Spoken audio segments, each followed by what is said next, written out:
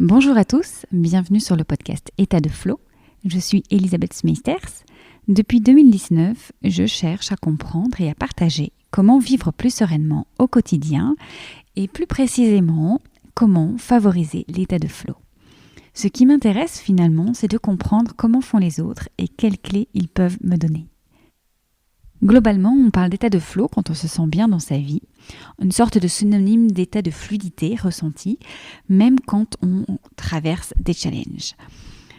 C'est un état psychique, un état de bien-être. Le but n'est pas ici de le définir davantage, puisque tous mes invités ont leur propre définition, et certainement avez-vous également la vôtre, et c'est bien le but de ce podcast, de laisser la porte ouverte. Ici, je reçois des thérapeutes, des experts, des artistes, des entrepreneurs et surtout des humains pour découvrir leurs clés d'accès à l'état de flow dans tous les domaines du quotidien. On parle forcément régulièrement d'art, d'outils de bien-être et d'enfants, mes domaines de prédilection. Mais on parle surtout de ce qui enthousiasme chacun de mes invités. Pensez à vous abonner à la chaîne pour être averti de la sortie d'un nouvel épisode. Et la nouveauté, c'est le Patreon, qui vous donne la possibilité, si vous aimez ce podcast, de le soutenir financièrement à hauteur de 5, 10 ou 15 euros par mois. Patreon, c'est une forme de crowdfunding sous forme d'abonnement mensuel, résiliable évidemment quand vous voulez, qui vous permet de soutenir la création du podcast en échange d'épisodes et de contenus bonus, également d'accès VIP sur des événements digitaux et présentiels. Patreon, c'est une chance inouïe de pouvoir continuer à créer du contenu et enquêter autour de l'état de flow. Votre soutien me donne en réalité les ressources, autant en termes d'encouragement, d'énergie que de finances. Alors, à vous qui choisissez de soutenir le podcast, merci du fond du cœur. Si vous cherchez le lien, il est dans les commentaires du podcast. Sinon, patreon.com/état de flow. À présent, let's go, let's flow. Bonne écoute de ce nouvel épisode.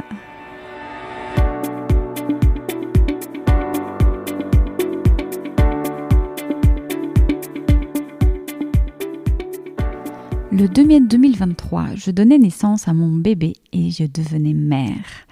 Un temps d'arrêt dans mes activités m'a été nécessaire pour intégrer pleinement cette nouvelle identité et pour remettre de l'ordre et du sens dans ce que je désirais.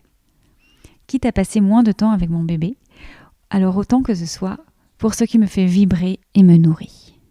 La question de poursuivre ce podcast s'est donc posée, ou plutôt comment le poursuivre, qui dire et sous quelle forme.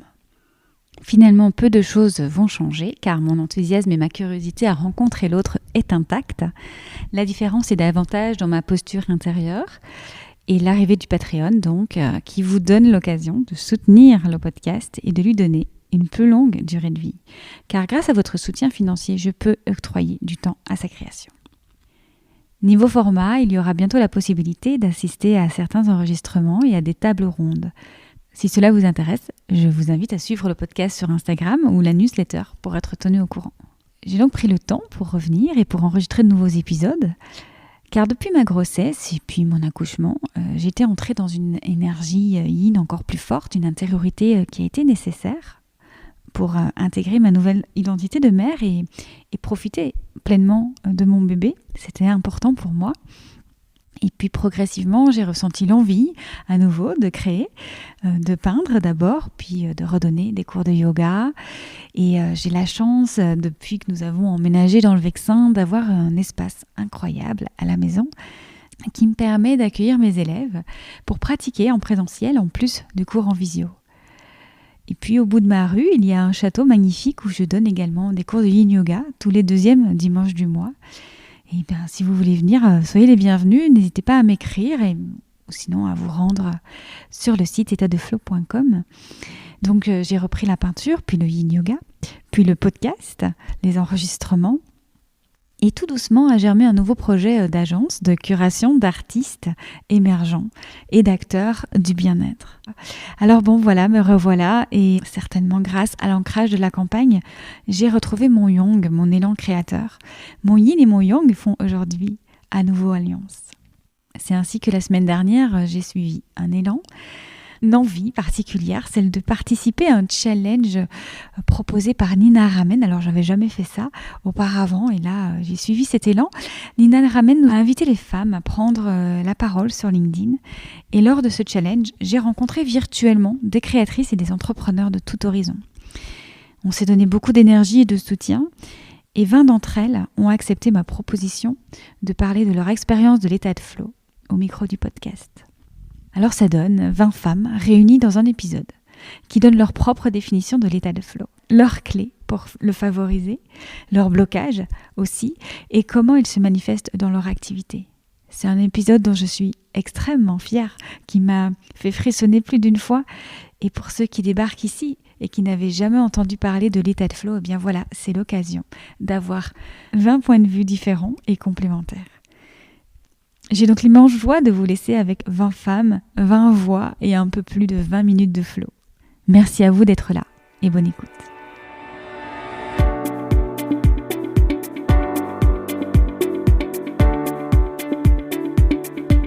L'état de flow, en gros, c'est la première fois que j'entends ce terme. Je dû déjà l'entendre, mais sans jamais vraiment savoir situer ce que c'était. Ça m'évoque un état dans lequel on se sent bien et on fait les choses un peu sans réfléchir, de manière un peu intuitive. Il y a une idée qui nous vient, allez hop, on se met en action, on la met en place et on suit cette idée. Je dirais que l'état de flow, c'est une harmonie entre la pensée, les émotions et les actes et le corps. C'est un moment de plénitude, un moment où le corps, l'esprit, où tout est plutôt bien aligné. Un moment hyper créatif où on arrive à se dépasser, à avoir des idées, à innover, à inventer plein de nouvelles choses. Tout est source d'inspiration, tout est possible. Si je devais répondre quelque chose de spontané, pour moi, ça serait le fait d'être dans un état de challenge, de défi ou de dernière minute. Moi, ça serait plutôt le côté dernière minute qui me mettrait dans cet état de flow, de se retrouver un peu face au mur et de dire bon, bah, maintenant, ce mur, il faut que je l'escalade. Et il faut que je mette toutes mes compétences en avant. C'est quand on lâche le mental, quand on est pleinement à ce qu'on fait et qu'on y prend plaisir. Je trouve qu'il y a aussi une notion de fluidité, de mouvement. C'est être tellement absorbé par ce que je suis en train de faire que le temps devient suspendu. Tout devient fluide, tout devient simple. Je me sens enfin à ma place, ancrée et en harmonie avec l'instant présent. Cet état suspendu, où mon cerveau n'est pas le patron, où je ne pense à rien et je laisse mes mains guider ma créativité. Un moment de vitamine et de bienveillance envers moi et mes futurs propriétaires de mes pochettes. C'est le truc où t'es tellement dans ton délire que le temps file à une vitesse folle. Le flow, c'est un peu comme un super niveau d'engagement. C'est un état spécial où on se sent vraiment concentré sur ce qu'on fait et le temps semble s'arrêter complètement. C'est la dynamique de travail ou même la dynamique de vie de chacun et de chacune quand on est vraiment aligné à ce que l'on fait et qu'on perd peut-être même la notion du temps parce que justement ce qu'on est en train de faire ça nous nourrit vraiment à tous les niveaux et à tous les endroits où on a besoin, où on a envie d'être nourri. C'est un niveau de concentration, de motivation et de productivité extrême. En fait, où rien ne peut me détourner de ce que je suis en train de faire, pas même les difficultés de la tâche, les distractions, la faim ou même la fatigue. Et les idées fusent dans mon cerveau. L'exécution est fluide. En fait, c'est un peu comme si les pièces d'un puzzle s'assemblaient naturellement. Et je n'ai qu'une hâte finalement, c'est de voir le résultat final. C'est aussi un état magique, un moment de béatitude, de plénitude. Tout est agréable, sans aller dans les deux extrêmes en fait. C'est un état de connexion totale avec moi-même déjà, avec mon corps, et puis avec quelque chose de divin, avec cette source de lumière, cette source d'inspiration qui me nourrit. L'état de flow, c'est là où je trouve mon énergie, là où je trouve ma force, mon inspiration. C'est ce qui me permet chaque jour d'avancer, chaque jour de me recharger. Je fais du yoga et en yoga, le terme flow désigne l'enchaînement de postures pour notre pratique. Je peux donc en déduire que l'état de flow, c'est l'état dans lequel on se sent quand on veut pratiquer une activité et laisser libre cours à ses énergies, se laisser porter par ses énergies, pour libérer sa créativité, pour apaiser les tensions, pour apporter de la douceur dans son quotidien. C'est un état de conscience de soi, des autres et du monde qui est démultiplié et qui repose avant tout sur la pacification de la relation qu'on a avec soi. Je cesse d'avoir des pensées sur ce que je vais faire, sur ce que j'ai pas fait, sur le passé, etc. Mon esprit est clair, il est ouvert à tout et je suis débarrassée dans ces instants du « il faut encore que je fasse cela ».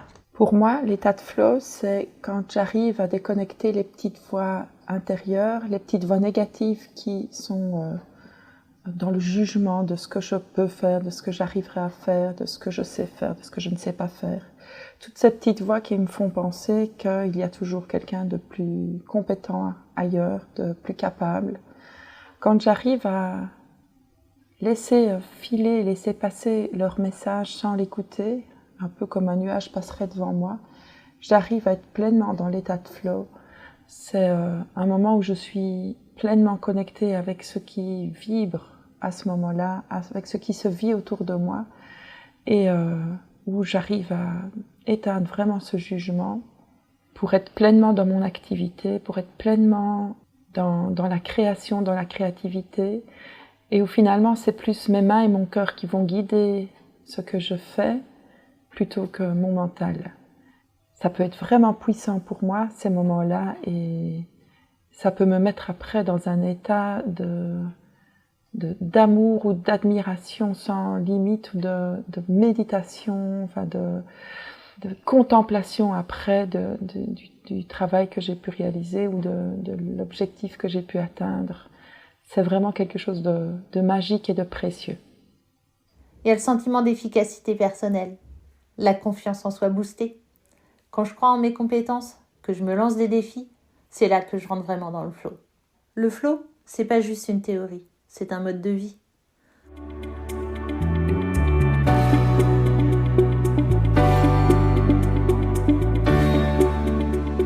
Pour moi, il y a plusieurs choses qui me mettent en état de flow. Ce sont des choses finalement qui sont assez simples. Il y a la lecture, le fait de marcher mais en étant très attentive à ce qui est autour de moi, écouter les gens parler d'une histoire, d'une anecdote et m'imprégner de leur vécu et vibrer finalement l'histoire avec eux, me laisser bercer par une musique qui nourrit mon cœur, transmettre un sujet qui me passionne, assouvir ma curiosité en me plongeant dans des lectures, des documentaires, des podcasts, avoir des fous rires avec des amis et être totalement embarqué dans ces rires. C'est souvent des activités créatives, comme le dessin, mais aussi depuis peu, je me suis mise au tricot et ça me fait le même effet. Et sinon, il y a aussi la lecture, les balades dans la nature.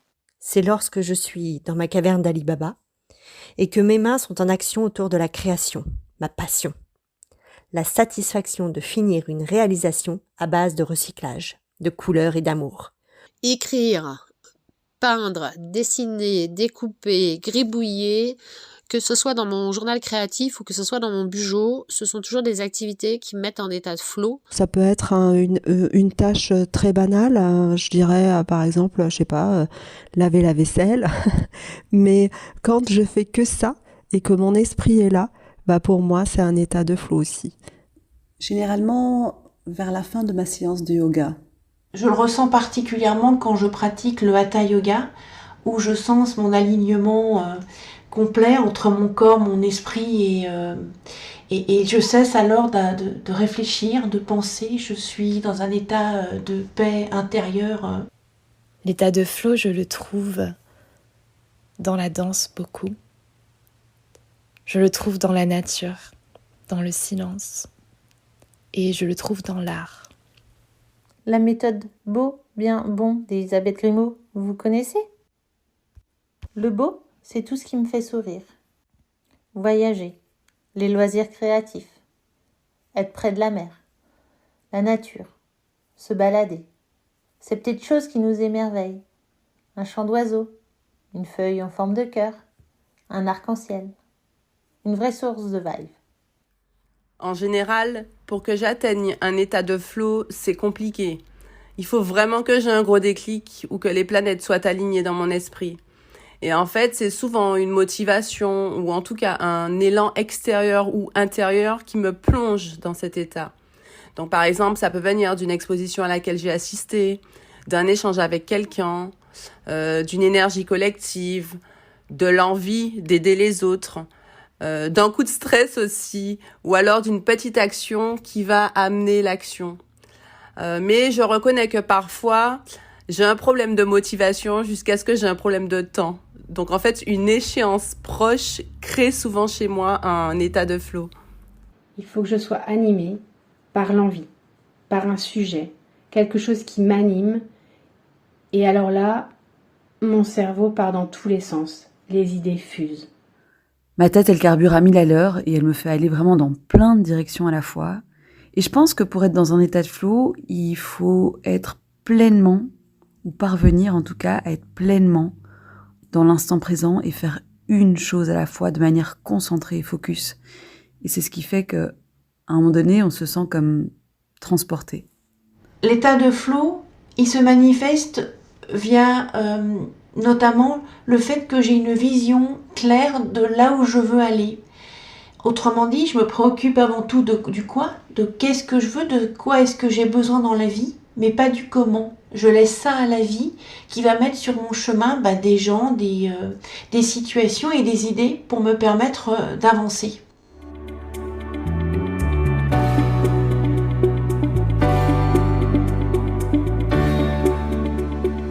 Ce qui est intéressant d'observer, c'est que quand on est totalement embarqué dans notre activité, l'état de flow, il n'empêche pas les défis.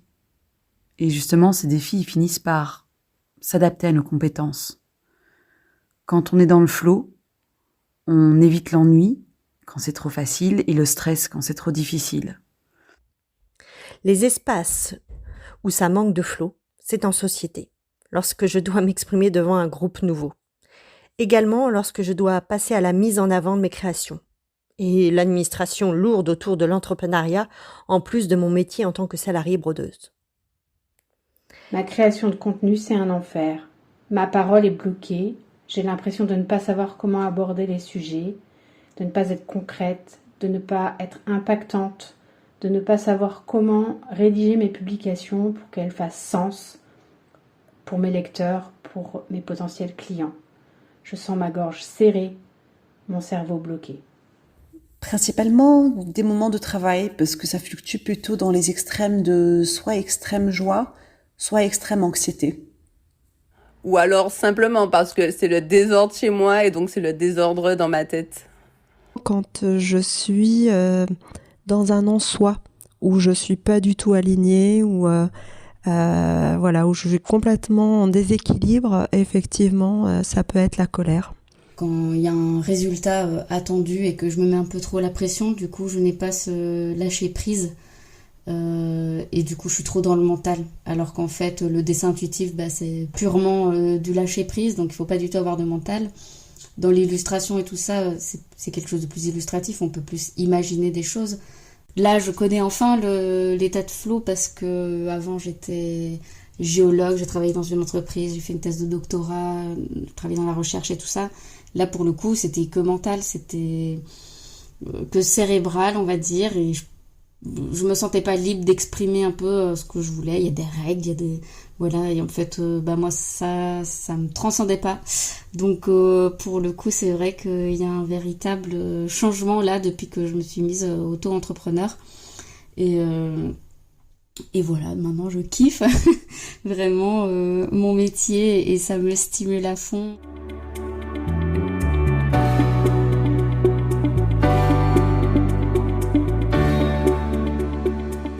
Il m'a fallu 30 ans de ma vie, un burn-out, un passage de harcèlement, pour prendre conscience que ce qui allait me rendre heureuse, ce qui me mettait en état de flow, était vraiment d'avoir un projet professionnel qui m'animait tous les jours, qui était en accord avec mes valeurs, avec ce que je défendais au quotidien, ce qui me tenait à cœur. Et ce qui me tient à cœur en ce moment, et c'est très personnel, c'est de pouvoir donner aux femmes l'opportunité de naviguer, de prendre leur place dans le secteur nautique avec des équipements vraiment adaptés pour elles, des équipements dans lesquels elles se reconnaissent, qui répondent à leurs besoins. Célise est donc une marque de vêtements techniques et éco-responsables co-créée avec des navigatrices. L'idée, c'était de pouvoir donner la parole aux femmes navigantes, encore trop peu nombreuses, de les encourager à prendre leur place dans le secteur, à parler, à s'accomplir, à oser rêver, à aller naviguer, à se lancer dans la course au large. Et je suis heureuse tous les jours. C'est ma motivation, c'est mon challenge de réussir à les emporter avec moi, à les rassembler autour de valeurs communes, d'œuvrer à mon niveau pour la mixité. Et c'est ça qui caractérise vraiment mon état de flow actuel. Je suis rédactrice web SEO, freelance, et j'ai également été infirmière pendant de nombreuses années, notamment auprès d'enfants. Il m'est arrivé de vivre des états de flow intenses lorsque j'ai dû prendre en charge des situations d'urgence vitale. Dans ces moments-là, j'étais dans un état de concentration vraiment intense et profond qui me permettait de prendre des décisions rapides, efficaces, de réaliser des gestes très techniques sans même avoir à réfléchir aux actions que j'avais à mener. C'est surprenant de voir comment le cerveau est capable de se mettre en mode machine pour nous permettre d'être ultra efficaces et de gérer nos propres émotions et les émotions des gens qui se trouvent autour de nous. D'ailleurs, quand ces situations prennent fin, que le patient est géré par une équipe de réanimateurs, on a du mal à sortir de ce fameux état de flow où on est entre deux eaux, comme dans un rêve éveillé. C'est difficile de raccrocher avec la réalité et on se sent complètement vidé. On n'a plus du tout d'énergie. C'est vraiment des expériences intenses et puissantes. En tant que rédactrice web, je vis aussi des états de flow. Ils sont moins intenses, mais les circonstances sont plus enthousiasmantes. En général, c'est lorsque je rédige sur des sujets qui font sens avec mes valeurs et mes engagements personnels, donc des projets à impact positif sociaux ou environnementaux, ou des thématiques en lien avec mes passions qui sont les voyages, la nature et les sciences. Et dans ces moments-là, je suis très productive et je ne vois absolument pas le temps passer. Donc c'est des sessions de travail qui sont toujours très agréables et sympathiques. Mais c'est vrai qu'il arrive des moments tout précieux où cet état de flow avec mon entreprise Hikayat que je ressens, et généralement c'est après un accomplissement, pas au moment de l'accomplissement mais juste après, donc à ce moment de savourer le plaisir d'avoir réussi une étape. L'autre moment où ça peut m'arriver, c'est quand je suis en rendez-vous avec un entrepreneur que j'accompagne pour créer ou développer son entreprise et où il y a une pépite qui sort de notre échange, il y a comme un éclair de génie d'un coup qui sort de la conversation, et où je me dis mais oui c'est ça, c'est cette orientation-là qu'il faut qu'on suive. Et où là, faut imaginer, et donc une fois de plus faire appel à la créativité pour qu'il se passe quelque chose, pour imaginer un plan de communication, un plan de marketing, une stratégie, bref. Et ça me met aussi en état de flow parce que là, je suis inarrêtable. Et c'est toujours génial de vivre ces moments-là. Avec mon entreprise, effectivement, Access Design, je vis le flow en exerçant un métier que j'aime et qui me fait vibrer. Donc je passe mon temps à façonner avec conscience des pièces de bijoux entièrement à la main. Et pour moi, c'est ça le flow. L'état de flow, je le vis toujours en musique. Lorsque je crée mes accessoires de couture à base d'emballage de chips ou lorsque je dessine à base de collage. Également devant mon ordinateur à préparer des programmes de broderie. La satisfaction du résultat entre mes doigts, telle une musicienne qui a trouvé le bon morceau avec son instrument. En tant que consultante marketing et digital freelance, donc pour ma société, LB Conseil Marketing et Digital, je me trouve en état de flow quand je dois analyser, définir une stratégie, trouver des idées, créer du contenu ou alors organiser un événement. Je co-dirige une agence de stratégie digitale qui s'appelle Arrête de bouder. Cet état de flow, j'ai la chance de le vivre depuis plusieurs semaines, justement au travers des projets sur lesquels je peux travailler. Ce sont des projets qui me poussent à la créativité, qui me poussent à l'innovation, et c'est vraiment très agréable d'être dans ces bonnes vibrations-là et d'avoir toute cette énergie créatrice au même endroit.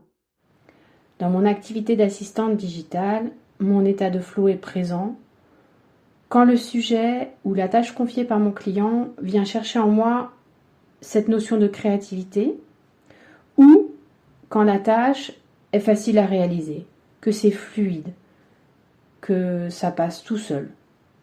Je suis assistante digitale, mais je suis aussi consultante en délégation. Et rien que le mot délégation provoque en moi un état de flow.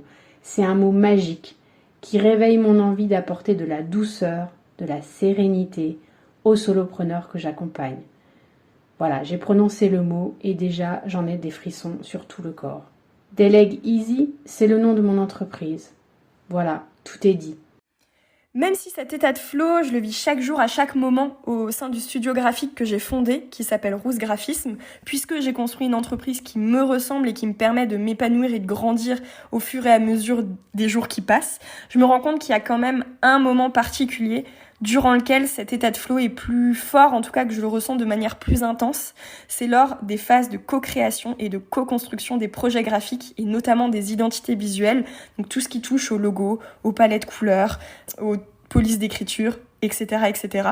Et là, j'ai vraiment la conviction qu'à cette étape, peut-être plus qu'à n'importe quelle autre étape, l'état de flow est vraiment présent puisque je me nourris et je m'enrichis et je m'aligne à l'autre, à la personne avec qui je travaille, dans ses valeurs, dans ses aspirations. Ce qui me permet en fait, en miroir, moi de m'aligner, de m'enrichir et de grandir encore plus par rapport à ce que la personne m'apporte et ce que moi je peux apporter à la personne. Et j'ai vraiment cette sensation que l'état de flow, à ce moment-là, il est beaucoup plus fort qu'à n'importe quel autre moment. Sur le nom de June Artiste Intuitive, moi ce que je fais c'est de l'illustration et du dessin intuitif. Et ben on va dire que c'est ça qui me met en état de flow, le dessin, la liberté d'expression. Et surtout la liberté d'expression sans contrainte avec le dessin, comme tout autre domaine créatif je pense. Il n'y a pas de limite et c'est un peu le champ de tous les possibles. Dans le cadre de mon activité Co-Wake Up, je ressens cet état de flow lorsque je restitue, que je traduis une lecture de charte en Human Design. C'est un outil de connaissance de soi. Et ça m'anime de voir les gens qui s'émerveillent, qui vivent des instants de révélation. Et c'est aussi ce que je ressens dans mes accompagnements en reconversion pro. Systématiquement, ça m'embarque dans une forme de frénésie enivrante, comme si mes pieds décollaient de la terre ferme pour me rapprocher de l'autre. Et vraiment, à cet instant-là, je me sens en état de flow. Je suis Paola Gonçalves, photographe. Le premier de ces moments magiques, il survient lorsque je photographie des nouveau-nés. Il faut savoir que c'est une spécialité qui demande beaucoup d'attention, de la technique et une grande minutie. Lorsque je suis en séance, il y a quelque chose de magique qui se produit à chaque fois, puisque mon entourage, il s'efface, le temps, lui, il ralentit, et je suis en parfaite connexion avec mon petit modèle. À ce moment-là, je vais donc être totalement absorbée par la recherche de la lumière parfaite, la création d'images uniques, mais aussi, parce que c'est quelque chose de très très important dans mon travail, le bien-être et la sécurité de ce petit être qui a entre 8 et 10 jours. Le temps de quelques photos, je vais donc me plonger dans un monde un peu parallèle, j'ai envie de dire, puisque seul mon art et mon sujet ont toute mon attention à ce moment-là. C'est vraiment une expérience à la fois délicate et puissante. Le deuxième moment de flow que je vis intensément, c'est quand je post-traite les photos de mes clients. Je suis quelqu'un de très perfectionniste et la retouche me demande donc une concentration extrême et une attention méticuleuse. En plongeant dans Photoshop, je perds complètement la notion du temps. Je peux y passer des heures, je peux y passer des nuits et j'adore ça. Chaque ajustement devient une chorégraphie visuelle et c'est un moment donc très intense qui me procure de fortes émotions comme la plénitude mais aussi la satisfaction car mon objectif est d'offrir à mes clients des souvenirs qui transcende le simple cliché. Dans mon activité de deep coaching, pour la réalisation de mes séances individuelles et même collectives, bien évidemment, j'anticipe, je prépare mes séances, mais je laisse de la place à l'imprévu pour qu'en fait se manifestent des intuitions qui vont me permettre de proposer des outils nouveaux en séance à mes clients. J'ai nommé mon entreprise SoFlow en utilisant le jeu de mots entre sophro et justement ce fameux flow. Quand j'accompagne les personnes en sophrologie, je les guide avec ma voix dans des visualisations positives. Et dans ces moments, je peux complètement être dans l'état de flow, où les mots éclosent et les silences sourient. Je vis alors la pratique d'une manière connectée et entière. C'est un peu comme un moment suspendu hors du temps. J'ai créé les ateliers Cacao Flow